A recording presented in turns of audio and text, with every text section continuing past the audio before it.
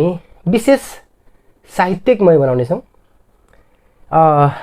जीवनलाई सुखद दुःखद उत्साह विस्माद सबै किसिमको क्षणमा हामीलाई साथ दिने हाम्रो एउटा मानसिक यो अवस्थामा हामीलाई शान्ति दिने एउटा अचूक औषधिको रूपमा जो साहित्य छ त्यो साहित्य विशेषका विविध विधाहरूको रस साधन गर्नेछौँ। आज हामी आजको हाम्रो अनुभूतिमा हाम्रा अतिथि हुनुहुन्छ, पेसाले शिक्षक हुनुहुन्छ र साहित्य सिर्जनाका हरेक विधाहरूमा आफ्नो कलम चलाइरहनुहुन्छ। साहित्य सर्जक आजका अतिथि हर्क देवकोटा आर्त अकुलिनज्यू हुनुहुन्छ। स्वागत छ सर यहाँलाई। धन्यवाद, नमस्कार। सम्पूर्णमा अभिवादन टक्राउन चाहन्छु। यो सर पेसाले शिक्षक हुनुहुन्छ, हजुर। सिर्जना कर्मका हिसाबले निरन्तर साहित्यमा लागिराख्नु भएको छ, प्रयास जारी छ सर। यो साहित्यिक सुरुवात यहाँले जो साहित्यमा प्रवेश गर्नुभयो, हजुर, त्यो पृष्ठभूमिलाई थोरै सम्झ्यौ सर।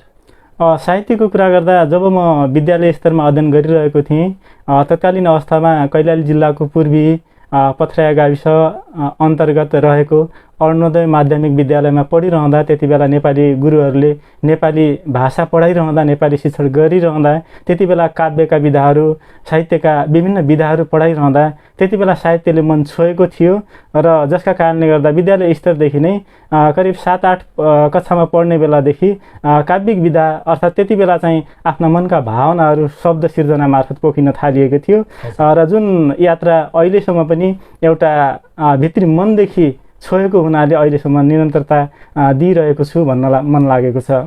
साहित्यिक रचनाहरूमा, साहित्यिक विधामा सरलाई आकर्षण भइरहँदा यहाँले सुरुमा आफूले गुनगुनाएको वा आफूलाई भन्न मन लागेको कुनै रचनाबाट सुरुवात गरौँ सर। तत्कालीन अवस्थामा त्यति बेला जति बेला साहित्यमा बामे सरिरहेको थिएँ, त्यो बामी सरिरहेको अवस्थामा तत्कालीन अवस्थामा गाउँ समाजमा कहिलेकाहीँ सांस्कृतिक कार्यक्रमहरू हुने गर्दथे। तत्कालीन अवस्थामा ती कार्यक्रमहरूमा केही कविताहरू वाचन गरेको थिएँ भने त्यो सँगसँगै तत्कालीन अवस्थामै नाटक बनाएर नाटक सिर्जना पनि गरेको थिएँ। तत्कालीन अवस्थामा लेखेको नाटकका केही मेरै प्रयासबाट मैले त्यति बेला नाटक सिर्जना गरेँ र केही भूमिका आफूले पनि खेलेँ र पछि अन्य स्रष्टाहरूलाई त्यसै गरी स्थानीय गाउँ मञ्च निर्माण गरेर त्यति बेला पनि सिर्जना गरिएको थियो र केही डायलगहरू त्यति बेलाका सम्झिन मन लाग्छ। श्रृङ्गारिक धारमा सानो तिमीले यो सिलाएको अर्थात् तिमीले यो प्रयोग गरिएको आँचल कति राम्रो छ है, त्यो आँचल साँच्चै मलाई पनि बुनिदिन सक्छौ भनेर यति बेला नाटकको एउटा नारी पात्रलाई सम्बोधन गर्दै नायकले सम्बोधन गरेको श्रृङ्गारिक धारमा लेखेको प्रेममा पनि आधारित प्रेममा थियो, प्रेम रसमा डुबेको थियो र त्यति बेला त्यो परिवेश त्यो देखाइएको थियो, समसामयिक थियो र राम्रै भएको थियो भन्ने मलाई लाग्छ। यो साहित्यको उठान सर्वप्रथम प्रेमबाटै हुन्छ अथवा श्रृङ्गारबाटै हुन्छ भन्छन्, एउटा सर्जक भएको नाताले के भन्नुहुन्छ? प्रेमबाटै श्रृङ्गारबाटै हुन्छ, प्रायः त्यो देखिएको हुन्छ र खास प्रभाव पार्ने कुरा के रहेछ भने तत्कालीन अवस्थामा जुन उमेर हो त्यो उमेरले सबभन्दा बढी प्रभाव पार्दो रहेछ। त्यो उमेर सँगसँगै घर परिवार र समग्र समाज र समग्र राष्ट्रको अवस्थाले पनि प्रभाव पार्दछ र तत्कालीन अवस्था ठ्याक्कै किशोर अवस्थामा प्रवेश गरेका कारणले गर्दा पनि त्यो श्रृङ्गार धारमा लेखिनु अर्थात् प्रेम रसमा लेखिनु स्वाभाविक मान्न सकिन्छ। र हामी गफमा जोडिने छौँ। हजुर, हजुरको आवाजबाट यो रचना एउटा मुक्तक वाचन गर्न चाहन्छु। पहिला छर्लङ्ग छन् छेकबारको कुरा नगर, छर्लङ्ग छन् छेकबारको कुरा नगर, विभिन्न खेमा र धारका कुरा नगर, छर्लङ्ग छन् छेकबारको कुरा नगर, विभिन्न खेमा र धारको कुरा नगर, मन भत्काउन शब्द नै काफी छन्, मन भत्काउन शब्द नै काफी छन्, धारिला ती हतियारको कुरा नगर, धारिला ती हतियारको कुरा नगर। यो सिर्जनाको बोकेको यसले सन्देश हेर्दा हजुर यो अलि लेखनको वयस्क अवस्थाको हो सर? यो त वयस्क अवस्थामा अलि पछिल्लो चरणमा आइसकेपछि जब अलिकति लेखन मलाई त आफू अझ साहित्यमा बालकै छु जस्तो लाग्छ, तर लेखाइमा अलिकति सुधार भयो भन्ने अनुभूति चाहिँ भएको छ। समसामयिक विषयवस्तुलाई हेर्दा गाउँ समाजका विकृति विसङ्गतिलाई यसरी शब्द मार्फत अलिकति सचेत गराउने प्रयास चाहिँ भएको छ। साहित्यको सबै विधामा लगभग अब यो ठुलो खालको विधालाई त अहिले हामी यहाँ जोड्न सक्दैनौँ। हजुर, जो सुन्ने र सुनाउन सकिने साहित्यका विधाहरू छन् हैन? त्यसमा पनि मुख्य गरी हामी यति बेला काव्यिक विधा अन्तर्गतै काव्यिक विधा अन्तर्गतको अझै पनि सबैभन्दा बढी सरले चाहिँ वकालत गर्नुपर्ने अथवा बढी मन पर्नुपर्ने बढी कलम चल्ने विधा के हो सर? लेख्न चाहिँ ठ्याक्कै यही लेख्छु भनेर म भन्न सक्दिनँ। हरेक दिन लेखिरहँदा साहित्यका विभिन्न विधाहरूमा नेपाली साहित्यको क्षेत्रमा अहिले नयाँ काव्यिक विधा अन्तर्गत उपविधाहरू लघु विधाहरू थुप्रै जन्मिएका छन्, जसमा निरन्तर कलम दैनिक रूपमा चलाइरहेको छ भने यद्यपि लेखन सिर्जनामा केही मन लागेका सिर्जनाहरू भनेकै अहिले पछिल्लो चरणमा कविता रहेका छन् र कवितामा पनि अझ काव्यिक विधा उपविधा अन्तर्गत मुक्तक विधालाई पनि समेट्ने गरेको छु। म अहिले दुईवटा मुक्तक फेरि वाचन गर्न चाहन्छु, जसलाई गीतात्मक बनाउने कोसिस गर्छु। कागजी निदान सानाका लागि हो, आखिर किटान सानाका लागि हो। कागजी निदान सानाका लागि हो, आखिर किटान सानाका लागि हो। ठुलाले जे गरे नि हुने क्या जमाना, ठुलाले जे गरे नि हुने क्या जमाना। विधि र विधान सानाका लागि हो, विधि र विधान सानाका लागि हो। त्यसपछि अर्को मुक्तक जसलाई गीतात्मक बनाउने प्रयास गर्दैछु। हर्षका ती पल सम्झेर आए, हर्षका ती पल सम्झेर आए। झरनाको जल सम्झेर आए, हर्षका ती पल सम्झेर आए। झरनाको जल सम्झेर आए। माटोमा रमाए मिठो हुने रहेछ, माटोमा रमाए मिठो हुने रहेछ। पसिनाको फल सम्झेर आए, पसिनाको फल सम्झेर आए। धन्यवाद सर। एउटा सार बोकेको एउटा गहन विषयवस्तु बोकेको मुक्तक, त्यसमाथि यसलाई गेयात्मक बनाएर अझ कर्णप्रिय र श्रवणीय बनाइदिनु भयो। नेपाली साहित्य जगतमा हो सर, नेपाली साहित्य जगतमा जति पनि काव्यिक विधाहरू छन्, पद्य कविता त गेयात्मक छँदैछ, गद्य कवितालाई त्यसको लय विधान आफ्नो ठाउँमा होला, गेयात्मक रूपमा त प्रस्तुत गर्न सकिएको छैन। यद्यपि अन्य विधाहरूलाई गेयात्मक बनाउनुपर्छ, जसले दर्शक र श्रोताहरूलाई अझ लोकप्रिय बनाउनका लागि सहयोग गर्छ भनेर पछिल्लो चरणमा आएर गेयात्मकतालाई जोड दिन थालेको छु सर। यो एउटा व्यस्त हुनुहुन्छ सर, एउटा पेसाले पनि शिक्षक, त्यसमाथि विद्यालयको प्रहको पनि जिम्मेवारी छ, प्रशासनिक जिम्मेवारी पनि छ हैन? हजुर, जे होस् आफ्नो पारदर्शिता क्षमताले भ्याएसम्म अत्यन्त राम्रो तरिकाले निभाइराख्नु भएको छ। हजुर, र साथसाथै व्यक्तिगत जीवनको असाध्यै यहाँको स्वच्छ अनुशासन पनि छ। यी सबै तालमेल कसरी मिल्छ सर? सबैभन्दा ठुलो इच्छा शक्ति रहेछ सर। मैले बुझेको पछिल्लो चरणमा जीवन जगतमा आफ्ना अनुभवका अनुभूतिहरू भोग्दै जाँदा, ती अनुभूतिहरूलाई सँगाल्दै जाँदा आज कार्यक्रम अनुभूतिकै यस श्रृङ्खलामा आइपुगेको छु र आफ्ना अनुभूतिहरू मजाले मनका अनुभूतिहरू पस्कने अवसर पनि मिलेको छ। यो जहाँ इच्छा त्यहाँ उपाय भने चाहिँ समय भयो भने साहित्य सिर्जनाका लागि कुनै समय मैले खर्चै गर्न पर्दैन। म विद्यालय स्तरमा रहेको छु भने खाजा खाने समय हुन सक्ला, टिफिनको बेला, त्योभन्दा बाहेक विद्यालयबाट घर फर्किँदा हुन सक्ला। मनमा केही विषयवस्तु कन्टेन्ट आयो भने त्यो विषयवस्तुलाई साकार रूप दिनको निम्ति साँझ एकछिन समय 5-10 मिनट मात्र समय दियो भने त्यसले एउटा काव्यिक रूप चाहिँ धारण गर्छ, जुन समसामयिक र सन्देशमूलक पनि हुने गर्छ सर। त्यसै क्रममा एउटा कवितांश भन्न मन लागेको छ। गद्य कविताको सानो एउटा अंश सुनाउन चाहन्छु। कविताको शीर्षक रहेको छ हस्ताक्षर। भिर पाखा हुँदै गाउँ बस्तीहरूमा, भिर पाखा हुँदै गाउँ बस्तीहरूमा आँधी बेहरी बनेर, भिर पाखा हुँदै गाउँ बस्तीहरूमा आँधी बेहरी बनेर अचानक ऊ पनि आयो रावणको बस्तीमा, राम होइन रावण बन्नलाई, र बसाल्यो अचानक कचहरी र गरायो निर्णय। त्यो कालो दिनको उपस्थित सम्पूर्णले सही छाप गरिदिए, राम राज्य होइन रावण राज्यको समर्थनमा यसको स्थापना स्वरूप लगाए औँठा छाप र गरिदिए हस्ताक्षर, लगाए औँठा छाप र गरिदिए हस्ताक्षर।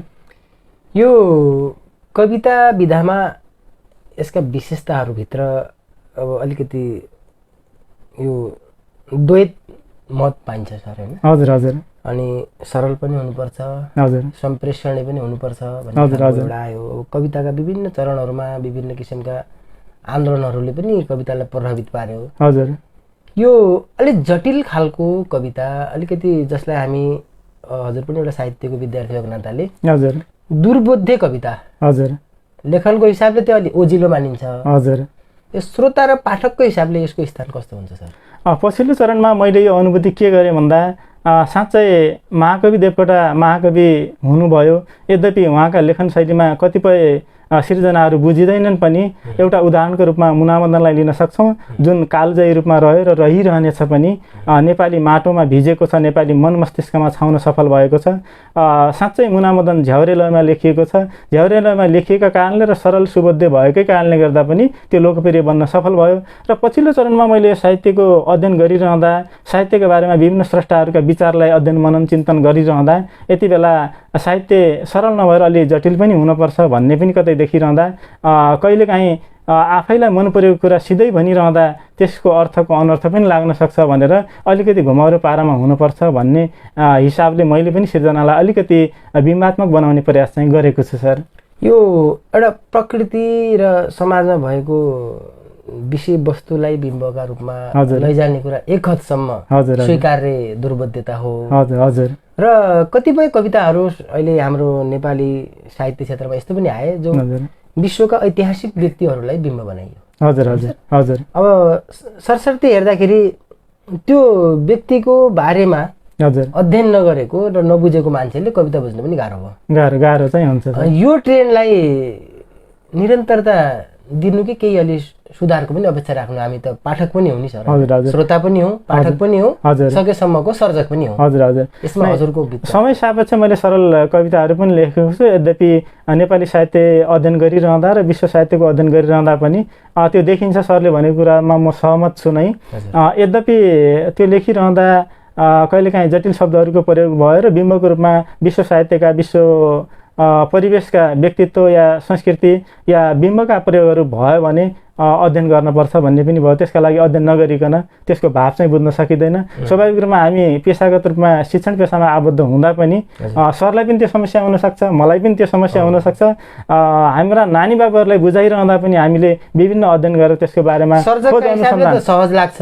हजुर हजुर। पाठक र श्रोता भइरहँदा हजुर हजुर यो चाहिँ अलिकति गाह्रो जस्तो पनि महसुस हुन्छ। हजुर। त्यो समीक्षा गरिरहँदा, त्यसलाई अध्ययन र अध्यापन गरिरहँदा त्यसको सन्देशलाई बुझ्न खोजियो भने हरेक व्यक्ति र हरेक स्रष्टाहरूबीच फरक फरक मत पनि आउन सक्छ, जसका कारणले गर्दा यो अलिकति कठिनाइ र चुनौती पनि हो सर। यो बिचमा रचना जवाब सर, यति बेला नेपाली साहित्य क्षेत्रको अध्ययन गरिरहँदा केही समय अगाडिदेखि जब नेपालमा कोरोना कहर बढ्यो, नेपालमा मात्र होइन विश्वमै कोरोना कहर बढ्यो, जसका कारणले गर्दा साहित्य सिर्जनालाई चाहिँ एकदमै थप यसलाई मलदल गर्नको लागि सहयोग मिल्यो भन्ने लाग्छ मलाई चाहिँ। र थुप्रै नयाँ स्रष्टाहरूले पनि लेख्नुभयो, अन्य स्रष्टाहरूले पनि घरमा बसिरहँदा खाली समयलाई सदुपयोग गर्दै साहित्य सिर्जनामा लाग्नुभयो। र यति बेला प्रत्यक्ष रूपमा भेट नहुँदा पनि यो सामाजिक सञ्जालको प्रयोग मार्फत र यो समग्र रूपमा प्रविधिको प्रयोग मार्फत विश्वभरि फैलिएर रहनुभएका सम्पूर्ण स्रष्टालाई एक ठाउँमा जोड्ने काम चाहिँ गर्यो, जसमा अग्रज स्रष्टाहरूले जब छन्दको बारेमा ज्ञान भएन भने, छन्द कविता लेखिएन भने त्यो कवि होइन, त्यो साहित्यकार हुनै सक्दैन भन्ने यस्तो पनि लागेपछि मैले पहिला पनि लेखेको थिएँ, यद्यपि यसलाई अलिकति न्यूनता दिनुपर्छ भनेर छन्दमा कविता लेखेको छु। छन्द रहेको छ मन्दा क्रान्ता, शीर्षक रहेको छ पीडा। यो मन्दा क्रान्ता छन्दमा लेखिएको कविताका केही श्लोकहरू वाचन गर्न चाहन्छु। कस्तो बेग्लै गगन बिचमा विघ्न बाधा चलायो, आँधी आयो घर घर सबै दुःख सारा दिलायो, पीडा सारै सहन नसकी आँसु झार्दै भनेको, सोझो मान्छे भनिकन त हो दैवले खै सुनेको, सोझो मान्छे भनिकन त हो दैवले खै सुनेको, तेरो मेरो मनुज किन हो पीर सुन्दैन कोही, माया भन्दै हर पल तिमी भिर पाखार बेसी, माटो सौम्य मनन गरलौ दूर जाने कसैले, सारा पीडा सहज छ जसै हाँस मान्छे सबैले, सारा पीडा सहज छ जसै हाँस मान्छे सबैले, यात्रा टाढा गर जतनले हिँड्नु पाखा पखेरा, रुन्छन् सारा बहजती सबै रातमा ती चखेवा, कोही सित्तै किन कलहमा रम्न थाले भनेर, पीडाले नै सिक मनुजमा नाच धेरै रमेर, पीडाले नै सिक मनुजमा नाच धेरै रमेर, काँचो पाको कमसल जसै फुल्छ सादा पलास, शिला जस्तै दिल बगरको बन्छ आत्मा उदास, हाँसो लाग्ने चलन बिचको हेर्छ सारा नियाली, बाधा पीडा हर नयनमा तुच्छ बानी बसाली, बाधा पीडा हर नयनमा तुच्छ बानी बसाली। धन्यवाद सर। धन्यवाद। यो साहित्य सिर्जनाको लागि थुप्रै रसहरूमा हामी सीमित रहन्छौँ। हजुर हजुर। विशेष गरी सिर्जनाको लागि उर्वर प्लोट उर्वर रसको रहन्छ सर। मैले त यो हेर्दाखेरि श्रृङ्गारी रसलाई नै देखेँ, यद्यपि पछिल्लो चरणमा आएर अन्य रसमा लेखिएदा पनि मुख्य चाहिँ श्रृङ्गारिक रसमै अझ सहज मैले मानेको। अहिलेको यो उमेर परिवेशले पनि सहज लेखनका हिसाबले त्यो सहज भयो। हजुर हजुर। अनि रचनाको कालजयिताका हिसाबले त वीर रसको प्रयोग हुनु अझ राम्रो हुन्छ भन्ने लाग्छ। करुण रस। हजुर हजुर। यी चिजहरूमा हजुर विशेष गरी रचनाहरू अझै। हजुर हजुर। अब यति बेला मैले जुन वाचन गरेँ जसमा करुण रसको पनि प्रयोग भएको छ, पीडका पीडाका कुराहरू छन्, यद्यपि त्यो पनि समेटिएको छ, पीडाहरू समेटिएका छन्। यो सृजनशील व्यक्तिको कुनै प्रहर हुन्छ सर त्यस्तो? यो बेला विशेष लेख्न सकिन्छ, समयले यो बेला लेखाउँछ, केही हुन्छ त्यस्तो? त्यो त प्रहर कुनै हुँदैन भन्ने लाग्छ। अहिले हजुरसँग कुरा गरिरहँदा पनि यसका बारेमा मैले पछि के लेख्नुपर्छ भन्ने मनस्थिति अहिले पनि बन्न थालेको छ। यद्यपि बाटोमा हिँडिरहँदा, कुनै काम गरिरहँदा, खेतबारीमा काम गर्दा हुनसक्छ, घर परिवारमा बसिरहँदा हुनसक्छ, एकाएक मनमा त्यो भाव सिर्जना भयो भने तत्कालै कविता लेख्न सकिन्छ। एकाधिक विधाका विभिन्न उपविधाहरू सिर्जना गर्न सकिन्छ। विषयवस्तुका लागि त्यो प्रहर चाहिन्छ जस्तो लाग्दैन, कुनै प्रहर चाहिँदैन। जुनसुकै जस्तोसुकै अवस्थामा पनि लेख्न सकिन्छ। लेखन शिल्पको विकास भयो भने त्यो जटिल कार्य होइन जस्तो लाग्छ सर। अरू साहित्य सिर्जनाको अरू पाटो, अरू विधा छन् नि? हजुर हजुर। जो विशेष गरी आख्यान विधाहरू छन्। हजुर हजुर। यो चाहिँ अध्ययनशीलता र यो हाम्रो चाहिँ गहन अध्ययनशीलताले पनि लेख्न सकिन्छ हजुरले भने जस्तै भन्ने एउटा तर्क छ। अनि यो सपना देख्छु भनेर निदाउन सकिँदैन। हजुर हजुर। अनि कवितै लेख्छु भनेर लेख्न सकिन्न भन्ने तर्क पनि छ सर हजुरको राय के छ? त्यो करकापमा लेख्न चाहिँ सकिँदै सकिन्न, करकापमा लेखिएन, तत्कालै लेख्न भन्यो भने करकापमा लेख्न अलिक गाह्रो चाहिँ हुन्छ। स्वाभाविक नै कुनै विषयवस्तु दियो भने त्यसका बारेमा केही समय चाहिँ लाग्छ, सोच्नुपर्छ कसैले। जस्तो हजुरले कुनै विषयवस्तु दिनुभयो र त्यसका बारेमा लेख्नु भन्नुभयो भने उच्च स्तरको सिर्जना बनाउनु पऱ्यो भने केही समय लाग्न सक्छ। यद्यपि मैले पूर्व जानकारी गराएअनुसार यात्रा गरिरहँदा, जीवन यात्रा क्रममा आफ्नो अनुभूतिहरू भोग्ने क्रममा यात्रा गरिरहँदा कुनै विषयवस्तुको अनुभूति भयो भने त्यो अनुभूति चाहिँ सहज रूपमा लेख्न सकिन्छ। वास्तविक भोगेका अनुभूतिहरू अझ सहज हुन्छ भन्ने लाग्छ सर। यो विशेष गरी सिर्जना एकदम काल्पनिक बाटो छ सर। हजुर हैन? हजुर। अनि यो सिर्जना काल्पनिक छ, जिउनुपर्ने जिन्दगी यथार्थ छ। त्यो काल्पनिक उडान भरिरहँदा यथार्थसँग जोडिएर भरियो भने त्यो कालदयी हुन्छ भन्ने पनि लाग्छ। उडान भरिरहँदा हामीले आकाशमा घर बनाउने कुराहरू त कल्पना मात्र हुन्, त्यो सम्भवै छैन, आकाशमा घर बनाउन सक्दैनौँ। यद्यपि यथार्थसँग जोडियो भने, वास्तविकतासँग जोडियो भने काल्पनिक उडान गर्न सकिएला। यद्यपि काल्पनिक उडान मात्र भरेर मात्र यथार्थसँग सम्भव छैन। यथार्थका समाजका यावत विषयवस्तुहरूलाई या यथार्थ विषयवस्तुहरूलाई कल्पना भर्न चाहिँ सकिन्छ, कल्पनाको उडान गर्न चाहिँ सकिन्छ। एउटा साहित्यको मास्टरसम्म अध्ययन गरिसकेको विद्यार्थी पनि हुनुहुन्छ सर पनि। हजुर सर। र विश्व साहित्यमा जस्तो हिन्दी साहित्य छ, पश्चिमा साहित्य छ, हजुर, त्यसको तुलनामा जनमानसले दिने ओज नेपाली साहित्यप्रति कस्तो छ सर? नेपाली साहित्य विश्व साहित्यसँग तुलना गर्न लायकको छ। यद्यपि नेपाल सरकार भनौँ या त्यसै गरी नेपाली स्रष्टाहरूले त्यहाँसम्म पुर्याउन नसक्नु भएको, मैले जति पनि यो प्रविधिका कार्यक्रममा भइरहँदा थुप्रै स्रष्टाहरूले भन्ने गर्नुभएको छ। विश्व साहित्यमा तुलना गर्ने हो भने हाम्रा सिर्जनाहरू विश्व साहित्यसँग तुलना गर्न, विश्व बजारमा, विश्व साहित्यको बजारमा तुलना गर्न, तिनीहरूसँग तुलना गर्न लायकका, प्रतिस्पर्धा गर्न लायकका त हाम्रा सिर्जनाहरू स्वाभाविक रूपमा छन्। यद्यपि विश्व भूगोल, हाम्रो भूगोलका कारणले गर्दा र त्यससँगै राज्य पक्षबाट पनि साहित्यलाई हेर्ने दृष्टिकोण त्यति राम्रो जस्तो देखिँदैन। स्वाभाविक रूपमा भन्नुपर्छ। एउटा हाम्रै छिमेकी देशको एउटा कवि सम्मेलनको केही भिजुअलसँग जोड्न खोजेको मैले। हजुर। जस्तो त्यहाँ एक प्रकारको कविहरूको, हजुर, हैन, जस्तो अहिले व्यावसायिक साहित्य लेखन कविहरूको पनि जस्तो यो मौसममा गायकहरूले आफ्नो प्रस्तुति गरे बापत व्यावसायिकता देखाए जस्तै त्यहाँ कवि विशेष गरी कवि सम्मेलन र मुसायराहरूमा राम्रो ओज छ सर। हजुर हजुर। त्यो किसिमको जनमानससम्म हामीले साहित्यलाई नपुर्याउन सकेको महसुस हुन्छ?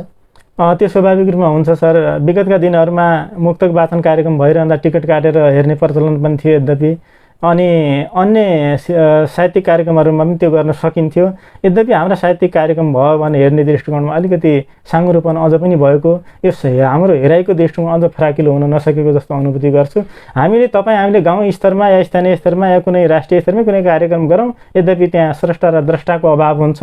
अनि स्रष्टाले सम्मान पाउने कुरो त परे जाओस्, उसले राम्रो स्थान पनि पाउन सक्दैन। यद्यपि यो दुःखको विडम्बनाको कुरा हो। यसमा सिर्जना गर्ने सर्जकहरू कहीँ चुकेका छन् वा यो जिम्मेवार यसलाई व्यवस्थापन गर्ने पक्ष चुकेका छन्? सिर्जना गर्ने स्रष्टाहरूको केही कमजोरी हुन सक्ला। यद्यपि सिर्जनामा उहाँहरू अब्बल हुनुहुन्छ, कमी कमजोरी छैन।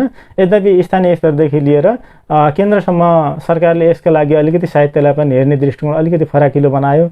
साहित्य समाजको एउटा ऐना हो। त्यो सँगसँगै समाजका विकृति विसङ्गतिप्रति खबरदारी गर्ने एउटा सशक्त माध्यम त छँदैछ, जसका कारणले गर्दा साहित्यलाई हेर्ने दृष्टिकोणमा स्थानीय स्तरदेखि लिएर केन्द्रसम्मको दृष्टिकोणमा अलिकति व्यापकता फराकिलोपन आउनुपर्छ भन्ने लाग्छ सर।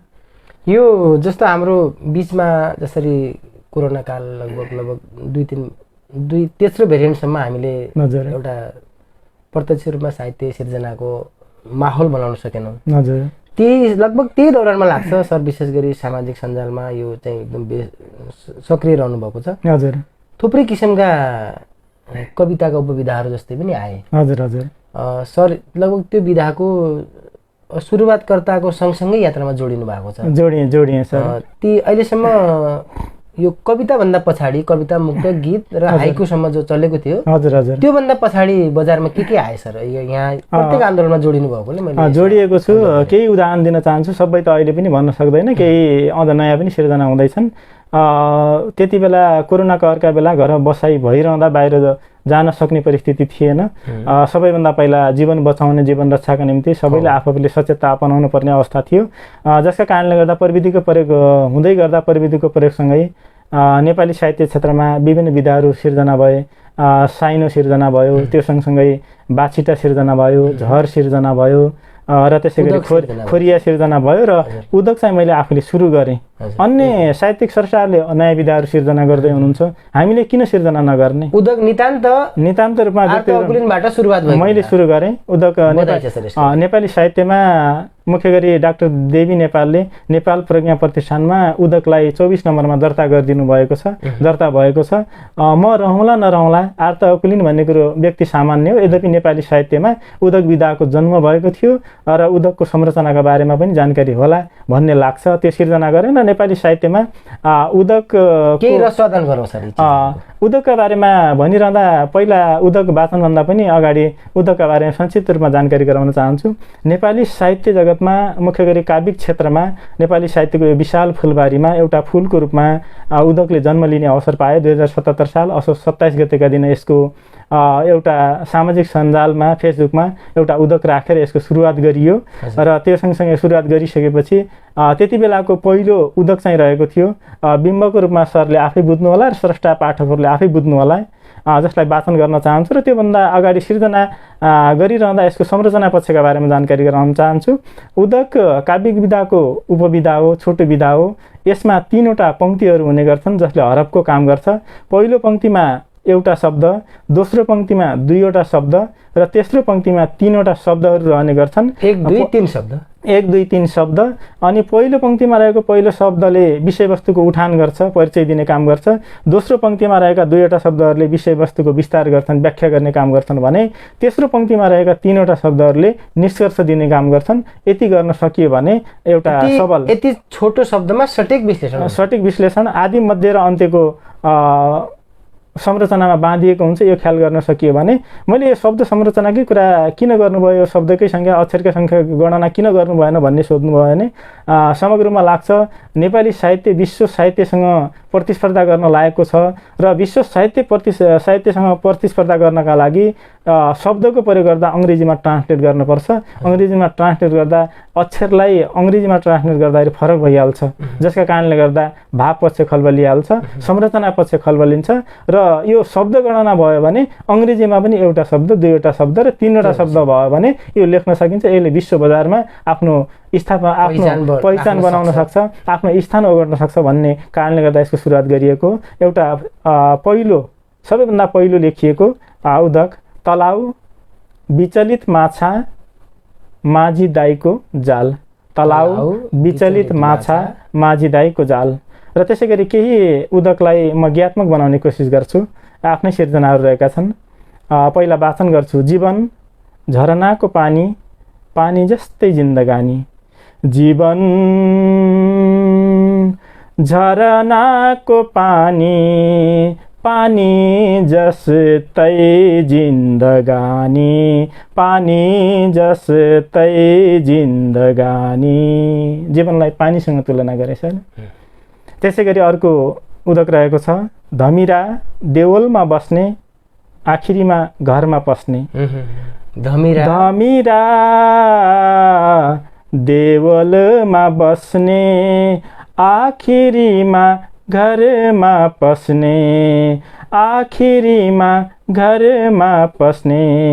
त्यसै गरी अर्को उदक पहरा पहरा खनिजको पानी, सुख दुःखको कहानी, सुख दुःखको कहानी। यो आजको यस कार्यक्रमका लागि अन्तिम उदक काली गण्डकी अविरल बगेको छ यो जिन्दगी, जसलाई यो संरचनाका दृष्टिकोणले अक्षरलाई हेर्ने हो भने हाइकु बन्छ र शब्दका दृष्टिकोणले हेर्ने हो भने उदक बनेको छ। काली गण्डकी, काली गण्डकी अविरल बगेको छ यो जिन्दगी, अविरल बगेको छ यो जिन्दगी, छ यो जिन्दगी। यी जिन्दगीभित्र नितान्त म हर्क देवकोटा, आर्त ओकुलिन यी दुईटै नामलाई पर राखेर हजुर म नितान्त एउटा मान्छेमा मात्र प्रवेश गर्न चाहन्छु सर। हस् हस् सर। सपना के थियो? सपना सानो छँदा आमाले भनिरहनुहुन्थ्यो समाजको सेवा गर्नुपर्छ, नेपाल सरकारको सेवा गर्नुपर्छ आमाले भनिरहनुहुन्थ्यो। जति बेला विद्यालयमा पढिरहन्थेँ त्यति बेलाको सपना देखिरहँदा नेपाल को सेवा गर्नका निम्ति, नेपालको सुरक्षा राष्ट्र सेवाका निम्ति जब सुरक्षाकर्मीहरू खटिरहनुहुन्थ्यो उहाँहरूको पोसाक देख्दा त्यो पोसाकले मलाई तानेको थियो। र पछिल्लो चरणमा विद्यालयमा पढिरहँदा पत्रमित्र साथीहरू हुनुहुन्थ्यो, केही आर्मी साथीहरू पनि हुनुहुन्थ्यो नेपाली सेनामा, उहाँहरूसँग पनि सम्पर्क थियो। उहाँहरूको पोसाक देख्दा पनि त्यो पोसाकले मलाई तानेको थियो। यद्यपि नेपाली सेनाका एकजना पत्रमित्र साथीले त्यतातिर नआउन अनुरोध गर्नुभयो। त्यससँगसँगै त्यति बेलाको सोच त्यो थियो भने पछिल्लो चरणमा जीवनको पछिल्लो कालखण्डमा निजामती पोसाकले चाहिँ मलाई आकर्षण गरेको थियो। सेतो सर्ट, निलो प्यान्ट, निलो कोट लगाएर सरकारी कार्यालयमा बस्न पाएँ र नेपाल सरकारको सेवा गर्न पाएँ भन्ने सोचेको थिएँ। केही प्रयास त भयो र समयले मलाई यो नेपालको राष्ट्र सेवा अन्तर्गत मुख्य गरी शिक्षण पेसातर्फ डोर्यायो, जसलाई सहर्ष रूपमा स्वीकारेको छ यो आर्त ओकुलिनले। अहिलेको यो मान्छेले सहर्ष रूपमा स्वीकारेको छ र स्वीकार्न पर्छ पनि। सपना सधैँ आफ्ना हुँदैनन् सर? सपना देख्नुपर्छ, सपना देखिन्छ। सपना धेरै पनि देख्न हुँदो रहेनछ। आफ्नो ल्याकत, आफ्नो बरकत, आफ्नो क्षमताले भ्याएसम्मको सपना देख्नु पर्दो रहेछ। क्षमताले नभ्याएको सपना देख्दा मानसिक रूपमा मानसिक खलल पनि हुन सक्ने जस्तो मैले अनुभूति गरेँ। यद्यपि धेरै फराकिलो सपना देख्न सकिँदैन। धेरै फराकिलो सपना आफ्नो सामर्थ्यले भ्याएसम्मको सपना देख्नुपर्छ भन्ने चाहिँ हो। आफ्नो सामर्थ्यले भ्याएभन्दा माथिको सपना देख्न चाहिँ उचित हुँदैन भन्ने लाग्छ। मैले लगभग 2061 सालदेखि चिने हजुरलाई चिन्छु। हजुर हजुर हजुर। यो व्यवहारमा कहिले पनि यो किसिमको अलिकति उन्माद जस्तो उतार चढाव जस्तो आएन? कुनै घटनाक्रमले दाबे कि यो सानैबाट आफूमा यो गम्भीरता आयो सर? स्वाभाविक रूपमा हजुरले विषयवस्तुको उठान गर्नुभयो। स्वाभाविक रूपमा मेरो नामले म हर्क खुसी हुन्छु, खुसी छु पनि। पारिवारिक रूपमा हेर्ने हो भने खुसी छु। तत्कालीन अवस्थामा जति बेला मैले सिर्जना सुरुवात गरेको थिएँ, नेपालमा द्वन्द्वकाल सिर्जना भएको थियो। तत्कालीन अवस्थामा त्यो द्वन्द्वले नेपाल आमाको अनुहारमा आँसु आएको अनुभूति हुन्थ्यो, जसका कारणले गर्दा आर्त भएँ, दुखी भएँ। बस्ती दुखी थिए। मैले समग्र रूपमा नेपाल आमाकै अनुहारको चित्रण गरेँ। नेपाल आमा रोइरहेको अवस्थामा म हर्क रहन सक्दैन, वास्तवमा आर्त हुँ भन्ने अनुभूति भएर त्यो लेखेको छु र अहिलेसम्म लेखिरहेको छु र जीवन पर्यन्त लेखिरहनेछु। म आफू त्यो लेख्ने प्रतिबद्धता जाहेर गर्छु। यद्यपि मलाई धेरैले त्यो नाम राख्न हुँदैन, अब आफ्नै नाम लेख्नुपर्छ भन्नुहुन्छ। यद्यपि म त्यसरी चिनिएको छु, त्यही नै राख्छु, त्यही भन्न चाहन्छु। यो आफ्नो जीवनशैली, जीवन भोगाई यो सिर्जना भन्दा अलिक पर उठेर हेरेपछि खुसी छु सर। यो अलिक फरक खालको जीवन बाँचे पनि हुन्थ्यो जस्तो लाग्छ सर कहिले? सिर्जना म जे छु त्यसमा खुसी हुनुपर्छ। फरक खालको स्वाभाविक रूपमा मान्छेमा, हरेक मान्छेमा इच्छा आकाङ्क्षाहरू हुन्छन्। इच्छा आकाङ्क्षाका श्रृङ्खलाहरू बढ्दै जान्छन्, उतार चढाव स्वाभाविक रूपमा आउँछ। सबभन्दा ठुलो कुरो जे छ त्यसमा सन्तुष्टि हुनु सबभन्दा ठुलो रहेछ र खुसी हुनु जीवनको अन्तिम लक्ष्य जस्तो मैले मानेको छु। यद्यपि मैले अहिले शिक्षण गरिरहँदा कतिपयले हेर्ने दृष्टिकोण शिक्षालाई नकारात्मक पनि हुन सक्ला र शिक्षण स्वाभाविक रूपमा आफैमा एउटा शुद्ध विशुद्ध पेसा भएको हुनाले शिक्षणमा म खुसी छु, त्यो पेसामा ठिकै छु भन्ने लाग्छ। सरले पहिले भन्नुभयो सृजनात्मक र वास्तविक जीवनलाई अलि फरक रूपमा हेर्दा कस्तो अनुभूति गर्नुहुन्छ भन्नुभएको थियो। स्वाभाविक रूपमा सिर्जनामा म पीडाहरू ओकल्छु र जुन पीडाहरू ओकल्छु ती पीडाहरू मेरो वास्तविक जीवनमा चाहिँ छैनन्। घरमा अझ पनि भन्नुपर्ने आमा बुवा हुनुहुन्छ, जीवनसाथी छन्, एउटा छोरा एउटा छोरी छन्। स्वास्थ्यको दृष्टिकोणले उहाँहरू कुशलै हुनुहुन्छ। एउटा सानो घर छ, घरमा बस्न पाएको छु। साँझ बिहानको छाक टरेको छ र मजाले आफ्नो पेसामा खुसीले जान पाएको छु, आउन पाएको छु। योभन्दा खुसी अरू के हुन सक्छ? आफ्नै माटोमा रमाएको छु, सिर्जनाका फुलहरू फुलाइरहेको छु। योभन्दा छुट्टै अनुभूति र खुसी के हुन सक्छ सर? यहाँले आफ्नो बस्ने घर र आफ्नो बस्ने ठाउँको नाम पनि बडा राम्रो दिनुभएको छ। एकपल्ट सुनौ त हजुर हजुर। म जन्मे कैलालीको पूर्वी पथरैया गाविस, तत्कालीन पथरैया गाविस, वडा नम्बर 4 मटेरा पाल बजार हो। र त्यति बेलादेखि नै देवाश्रम लेख्ने गर्थेँ। अहिले देवाश्रम लेख्ने गर्थेँ र पछिल्लो चरणमा आएर अहिले कैलालीको पूर्वी लम्कीचुहा नगरपालिका वडा नम्बर 2 मोतीपुर स्थित गौरीगङ्गा आश्रममा रहेको छु। गौरीगङ्गा आश्रम सँगसँगै अब देवाश्रम पनि लेख्ने गर्छु। यो यसरी रहेको छु। स्वाभाविक रूपमा बाहिर रूपमा त्यो सिर्जनामा हेरियो भने यो दुःखी छ भन्ने लागे पनि पारिवारिक रूपमा र यथार्थ रूपमा वास्तवमा खुसी छु। साँच्चै खुसी छु भन्न चाहन्छु। जीवनमा बढी आवश्यक गाम्भीर्यता कि चञ्चलता सर? गाम्भीर्यता आवश्यक पक्कै पनि छ। चञ्चलता केही हदसम्म आवश्यक पनि हुन्छ। घर परिवारमा बसिरहँदा सन्तान परिवारसँगको चञ्चलता स्वाभाविक रूपमा हुन्छ र त्यो चञ्चलतासँगै गाम्भीर्यता अति आवश्यक छ, गम्भीर हुन आवश्यक छ। जीवन त्यति भने जस्तो सहज छैन। गाम्भीर्यता स्वाभाविक रूपमा आवश्यक छ भन्ने लाग्छ सर। अहिले 21औं शताब्दीको यो सङ्घारमा भन्दा पनि हामी त लगभग मजदारमै छौँ। हजुर। यतिखेर भावना भन्दा वास्तविकताको पाटो बलियो छ सर अहिले? वास्तविकताको पाटो बलियो हुनुपर्छ। सिर्जनामा यद्यपि भावना त स्वाभाविक रूपमा छ। भावनामा अनि हामी कल्पनाको उडान भर्छौँ, कल्पनामा बहन्छौँ। यद्यपि यथार्थता त आवश्यक छ र यथार्थ हुनुपर्छ पनि, यथार्थ आवश्यक पनि छ। हरेक कार्यालयमा स्थानीय स्तरदेखि लिएर केन्द्रसम्म हरेक तह तब्कामा यथार्थ आवश्यक छ। यथार्थ नदेखेकै कारणले गर्दा अर्थात् पारदर्शिता नदेखेकै कारणले गर्दा त यो स्थिति आएको छ देशमा। यो सिर्जना र सर्जक अर्थात् साहित्यिक सिर्जनाको भाव मनमा त्यो भएको व्यक्ति हजुर यो एक किसिमले भन्नुपर्दा कसैको प्रशंसक जस्तो, कसैको एक किसिमले चाहिँ त्यो चर्चा परिचर्चा गर्ने जस्तो पाटोमा अटाउन सक्दैन। कतिपय अवस्थामा साहित्यभित्र पनि त्यो राजनीति देखिन थाल्छ। कसैको गुणगान मात्र गाइएको पनि देखिन्छ। गुणगान गाउनु मात्र ठिक होइन भन्ने लाग्छ। मैले कतिपय आफ्ना सिर्जनाहरूमा आफ्ना जति रचनाहरू सिर्जना गर्ने गर्छु, यी समाजका विविध विषयवस्तुमै लेख्ने गर्छु र यथार्थ पक्षसँगै सम्बन्धित भएर लेख्छु। कसैको गुणगान गाए जस्तो लाग्दैन। यद्यपि शृङ्गारिक धारमा कहिलेकाहीँ माया प्रीतिका कुराहरू, शृङ्गारिक धारमा आकर्षणका कुराहरूमा अलिकति कल्पनामा बहनु चाहिँ स्वाभाविक रूपमा हो र मैले लेख्ने विषयवस्तु भनेको समाजकै विषयवस्तु हुने गर्छन्। र म जुन क्षेत्रमा कार्यरत छु, सिर्जना पढिरहँदा उहाँले अनुभूति गर्नुहुन्छ। कुनै विषयवस्तु देखियो भने आज साँझ सरले लेख्नुहुन्छ भन्नुहुन्छ। गाउँ समाजका विषयवस्तु, गाउँ समाजमा घटेका घटनाहरू जति पनि छन् तिनलाई मैले सिर्जना मार्फत सिधै आफ्ना प्रत्यक्ष शब्दहरू कसैलाई नतोकिकन मेरा सिर्जनाले अलिकति पहरा दिने काम गर्छन्, सचेत गराउने काम चाहिँ गर्छन् भन्ने लागेको छ। विचार एउटा आइडियोलोजी मनमा जे भए पनि हजुर हजुर एउटा जो सर्जक बौद्धिक हुन्छ नि सर, हजुर हजुर हजुर त्यो बौद्धिक दासत्व म स्वीकार्न सक्दैन। बौद्धिक दासत्व त स्वीकार हुँदैन। बरु हाँसी सहजै फाँसीको माला गाँठ्न किन नपरोस्, त्यो बौद्धिक दासत्व चाहिँ स्वीकार हुँदैन। यो सिर्जना स्वतन्त्र हुनुपर्छ।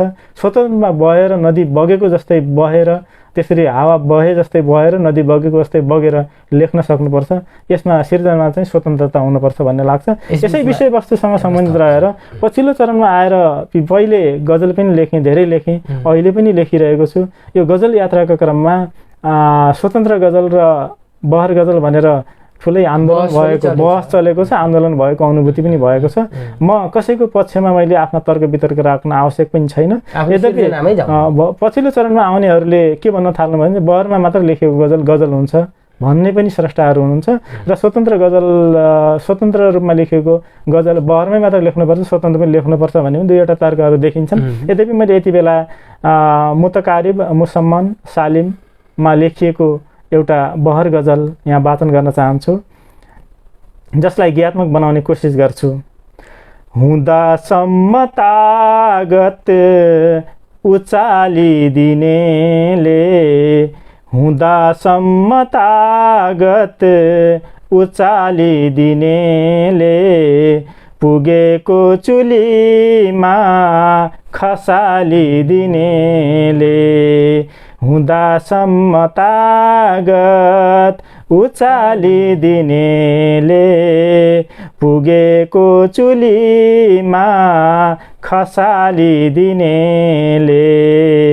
गरी काम आधा झुकायो मलाई गरी काम आधा झुकायो मलाई उही कर्म कालो अँगालिदिनेले पुगेको चुलीमा खसालिदिनेले पुगेको चुलीमा खसालिदिनेले तिमी माझ राम्रो कुरा पो सुनायो तिमी माझ राम्रो कुरा पो सुनायो फुलेको जवानी सम्हालिदिनेले पुगेको चुलीमा खसालिदिनेले।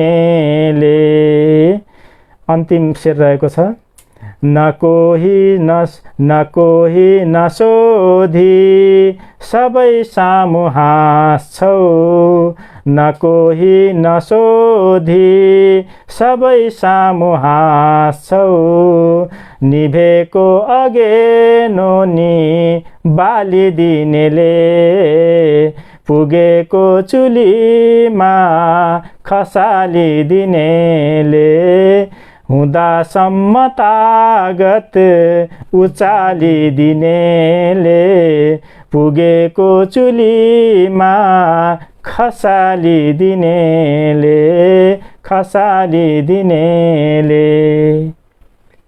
मान्छे अथाह पीरको भारी बोकेर पनि बाँचेको छ हजुर र यो पुग्नै नसकिने सपनाहरूको सगरमाथा सजाएर पनि बाँचेको छ। हजुर यी सुख दुःख सपनाहरू सबै चिजहरूको सान्त्वना दिन सिर्जनै चाहिन्छ सर। स्वाभाविक रूपमा सपनाका कुरा गर्नुभएको छ। अनुभूतिभित्र पनि आज सपना अनुभूतिको पनि आफ्नो सपना होला।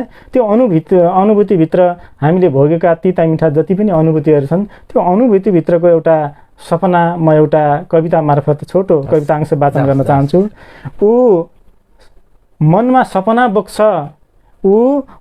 सपना बोक्छ मस्तिष्कमा चेतना फैलाउँछ ऊ मनमा सपना बोक्छ मस्तिष्कमा चेतना फैलाउँछ एउटा झोलामा सामल राख्छ र अर्को झोलामा सुन्दर अक्षरहरू राख्छ एउटा झोलामा सामल राख्छ र अर्को झोलामा सुन्दर अक्षरहरू राख्छ ऊ अक्षरहरूको खेती गर्छ भिरहरूमा पाखाहरूमा सिर्जनाका फुलहरू फुलाउँछ र फलाउँछ अक्षरहरूको खेती गर्छ ऊ अक्षरहरूको खेती गर्छ भिरहरूमा पाखाहरूमा सिर्जनाका फुलहरू फुलाउँछ र फलाउँछ अनि पहिलो स्वाद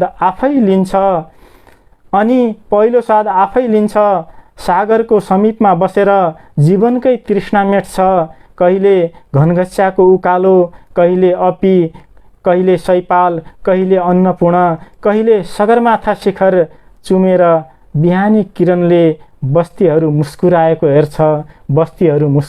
हेर्छ। धन्यवाद। हरेक प्राकृतिक छटाहरू हजुर सूर्योदयको दृश्य होस् हजुर शिखरहरू हुन् हजुर छङछङ गर्ने पारदर्शी निश्चल झरनाहरू हुन् हजुर हजुर यी सबै चिज हेरेर मान्छे रमाउँछ हजुर तर मान्छे आफू हेरेर रमाउँदैन सर। म स्वाभाविक रूपमा आफूलाई हेरेर पनि रमाउने गर्छु। प्राकृतिक बिम्ब प्राकृतिक दृश्यहरूले स्वाभाविक रूपमा मान्छेको मन त आकर्षण गर्छ र आफैलाई हेरेर रमाउँदैन भन्नुको तात्पर्य त्यो निराशावादी धारो भन्ने लाग्छ। मान्छे आशावादी बन्नुपर्छ। आशाको त्यान्द्रमा मृत्युशय्यामा छटपटाइरहँदा पनि ऊ आशाको त्यान्द्रमै बाँचेको हुन्छ। ऊ आफूलाई हेरेर रमाउँदैन हजुरले भन्नुभएको छ। वास्तवमा त्यो निराशावादी धारो विसङ्गतिवादी धारो भन्ने लागेको छ सर। मान्छे जे जसरी भए पनि रमाउनुपर्छ स्वाभाविक रूपमा सर। आज हामी यो साहित्यमय अनुभूतिमा छौँ। यो साहित्यका विविध विधाहरूमा निरन्तर सिर्जनामा सक्रिय व्यक्ति आर्त अकुलिन हाम्रो बिच हुनुहुन्छ। हामीसँग थुप्रै विषयवस्तुहरूमाथि र उहाँका काल्पनिकताको प्रखर ओजिला शब्दहरूले सिर्जना गरेका विविध साहित्यका विधाहरूमाथि छलफल बहस गर्ने थुप्रै हामीसँग इच्छा चाहना छ र थियो। समय हामीसँग हाम्रो अनुकूलतामा हुँदैन। यो थोरै शब्दमा धेरै कुराहरू समेट्न नसकिने कुरा पनि हुन्छ। त्यसैले थोरै शब्दले धेरै भाव व्यक्त गर्नका लागि विविध विधाहरू पनि अहिले सर्जकहरूले जन्माउनु भएको छ। यो समयको उत्तरार्धमा छौँ हामी। म आर्त अकुलिन सरलाई केही अनुरोध गर्छु। हजुरले समयको पाबन्दीको कुरा गर्नुभएको छ। समयलाई हामी आफ्नो काबुमा राख्न सक्दैनौँ। हामी अन्तिम चरणमा पुगिरहँदा एउटामा खोरिया वाचन गर्न चाहन्छु। यसको संरचना पक्षका बारेमा अहिले कुरा गर्न समय छैन, जसलाई ज्ञात्मक बनाउँछु। हिँडेको पानी पँधेरो एक्कासी भयो अँधेरो, हिँडेको पानी पँधेरो एक्कासी भयो अँधेरो, फर्कियौँ खुबै रमाई हात समाई, फर्कियौँ खुबै रमाई हात समाई। अर्को खोरिया। सबैरै खन्छु खोरिया कसम जान्न कोरिया, सबैरै खन्छु खोरिया कसम जान्न कोरिया, सबैले घर सजाऊँ देश बनाऊँ, सबैले घर सजाऊँ देश बनाऊँ। देश माटोभन्दा ठुलो अरू कोही हुन सक्दैन भन्ने लागेको छ सर। यो खोरिया शब्दले बोक्ने शाब्दिक अर्थ आफ्नै बारी पनि हो। खेतबारी, पाखो, भिर पाखा, हजुर करेसाहरू भिर पाखा। र यो साहित्यको उपविधा जो कविताभित्रको उपविधा छ, हजुर उपविधा त भन्नुहुन्छ। हजुर हजुर। यो यसको लय मौलिकता हेर्दा पनि यो नितान्त आफ्नै माटोको खोरिया हो सर। आफ्नै माटोको खोरिया, नेपाली माटोमा जन्मिएको हुर्किएको। यसका प्रवर्तक साहित्यकार जनार्दन अधिकारी ढड्कन पाल्पाको हुनुहुन्छ। उहाँले सुरुवात गर्नुभयो। यद्यपि यो लोकलय गाउँ समाजमा पहिल्यै हाम्रा पुर्खाहरूले गाउनुहुन्थ्यो स्वाभाविक रूपमा। यसलाई एउटा खोरिया नामाकरण दिएर विधाको रूपमा जन्माउने श्रेय चाहिँ उहाँले पाउनुभयो। र यो कालजयी नेपाली माटोमा जन्मिएको हुनाले यो कालजयी होला भन्ने लागेको छ। यो कुनै एउटा सामूहिक व्यापार बिजनेसमा लगानी गर्ने मान्छे भइदिएको भए मेरा यतिवटा उद्योगहरू छन् भनेर गौरव गर्थे होला। हजुर हजुर। र सिर्जनाको हिसाबले हेर्ने हो र गौरव गर्ने आर्त अकुलिनलाई थुप्रै आफ्ना लगानी भएका संयुक्त विधाहरू जो छन्, हजुर हजुर, यसले गौरवान्वित कतिको बनाउँछ सर? स्वाभाविक रूपमा यो सगरमाथाको शिर उचालेको अनुभूति हुँदो रहेछ। जुन मैले उद्योग सुरु गरेँ त्यो सँगसँगै यो खोरियामा अभियन्ताकै रूपमा रहेको छु। उहाँहरूको हरेक कार्यक्रममा खोरिया सिर्जना गर्छु। त्यो सँगसँगै झरलाई पनि सिर्जना गरिराखेको छु, साइनो सिर्जना गरिराखेको छु। नेपाल राष्ट्रिय मञ्च उहाँहरूको सबैको छ, त्यसमा सहभागी छु। पञ्चाङ्ग भन्ने पनि सुरुवात भएको छ, त्यसमा पनि सहभागी रहेको छु। यो सहयोग एक्लैले नहुँदो रहेछ, एकअर्कामा परिपूरक रहेका रहेछन्। ती विधाका सर्जकहरूले मलाई पनि सहयोग गरिरहनु भएको छ, मैले पनि उहाँहरूलाई सहयोग गरिराखेको छु। सहयोग एकअर्कामा परिपूरक रूपमा रहँदो रहेछ, सम्बन्धको रूपमा यसरी गाँसिएको हुँदो रहेछ भन्ने लागेको छ। व्यस्त समयका कारण पनि यति बेला मेरो आफ्नो रुचिको विषय भनेको सरले मलाई हाइकु लेखेर चिन्नुहुन्थ्यो सुरुवातमै। हाइकुका बारेमा अध्ययन पनि गर्नुभयो। जुन हाइकुलाई जापानिज भाषाको रूपमा, जापानिज शब्दको रूपमा आयो, आयातित विधाको रूपमा मानियो। यसको अध्ययन गर्दै जाँदाखेरि यो जापानमा रहेका जापानिज स्रष्टाहरू नेपालमा आएर यसको बारेमा अध्ययन गरेर नेपाली विधा रहेछ, त्यसलाई उहाँहरूले कपी गरेर छोटो विधाको रूपमा त्यहाँ सिर्जना गर्नुभएको रहेछ भन्ने पनि यसको अनुसन्धान हुँदैछ। उता गएर आएको आयातित विधा बनेको रहेछ, जसलाई अहिले ज्ञात्मक बनाउँदाखेरि सुशेली भन्ने भनिएको छ। नेपालमा लेख्ने गरिएको छ। पहिलो र अन्त्यानुप्रास मिलाइन्छ र यसलाई गाउन पनि सकिन्छ। जुन हाइकुलाई, हजुर, हाइकुलाई गाइयो भने सुशेली भन्ने गरिएको छ, आफ्नै नेपाली लोक शब्द रहेको छ। सुगन्ध भरे सुगन्ध भरे पाकेका फल फुल पाकेर झरे पाकेका फल फुल पाकेर झरे नीलो आकाश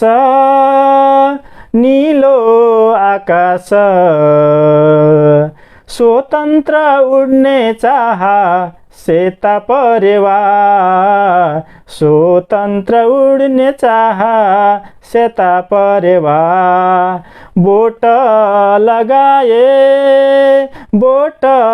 लगाए गाउँ घर आँगन चरा रमाए गाउँ घर आँगन चरा रमाए भिरको बाटो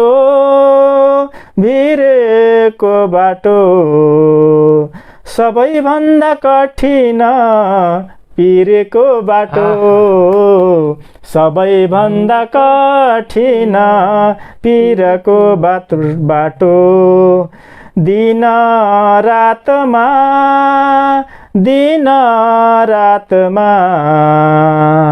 जिन्दगानी उज्यालो माया साथमा जिन्दगानी उज्यालो माया साथमा भिर पाखामा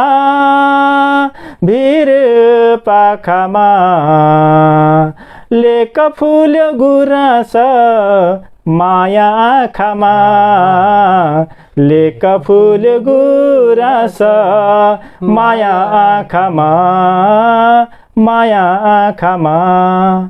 यसरी गीतात्मक बनाउनुपर्छ भने यो लय चाहिँ मेरो आफ्नो व्यक्तिगत लय हो सर हाइकुका लागि सुशेलीका लागि अघि खोरियामा एकदमै मन छोयो मलाई एउटा दुईटा लाइनले देश बनाउनुपर्छ विदेशी नै परम्परा धेरै देखिन थाले सर खन्छौँ खोरिया कसम जान्न कोरिया यस्तै भावमा मैले पनि एउटा मुक्तक लेखेको थिएँ मैले अब हजुर सुनाउने अनुमति मागेँ हस् सर हस् पत्थरहरूलाई उपहार सिसा पठाउनु छ हजुर देश बनाउन रेमिटेन्सको प्रतिशत घटाउनु छ हजुर म मेरो देशको यस्तो नक्सा बनाउन चाहन्छु हजुर जहाँ भूगोल मात्र होइन मान्छेका मन पनि साह्रै राम्रो सिर्जना सर सरको साहित्यका हरेक विधामा जो सक्रियतापूर्वक लेखन रहेको छ केही आफ्ना नितान्त आफूले सुरुवात गरेका उदक विधा होस् या उहाँको सह लेखनमा र अभियानको रूपमा लेखिएका थुप्रै विधाहरू हुन् हजुर र साहित्यका प्राचीनतम जो चलिरहेका विधाहरू छन् हजुर आख्यान विधा कविता विधा त्यसका विभिन्न उपविधाहरूमा सरको निरन्तर सिर्जना रहिरहोस् आजको यो अनुभूतिमा धेरै लामो चिन्जान धेरै लामो हाम्रो चाहिँ